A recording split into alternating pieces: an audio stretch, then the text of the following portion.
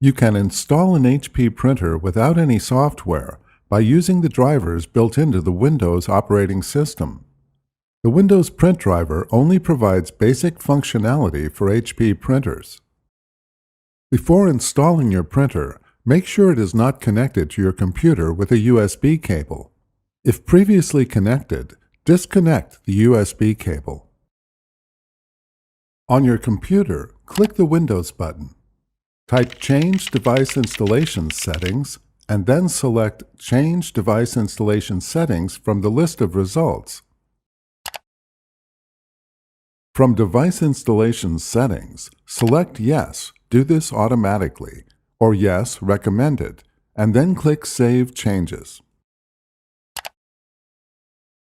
Before heading ahead into the video, in case you are facing any issue with your Netgear range extender device, get in touch with our Netgear experts. Connect your printer to the same wireless or wired network as your computer. You can set up a wireless connection using the Wireless Setup Wizard on your printer control panel. If connecting your printer to your computer with a USB cable, connect the square end of the cable to the printer and the flat end to the computer. Windows detects the printer through the new connection and installs the driver. If a Found New Hardware wizard appears, follow any instructions to complete the printer installation. Try to print a document. If your document prints, the printer installation is complete. If you cannot print, click the Windows button.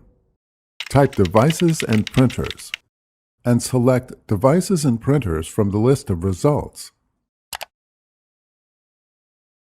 Click Add a Printer.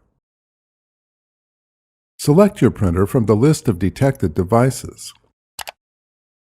Click Next and then follow the instructions to install the driver. Click Finish to complete the installation. Thanks for watching, and don't forget to smash that like button and hit the subscribe button so that you don't miss any of our videos, and in the case face any problem, get in touch with the experts.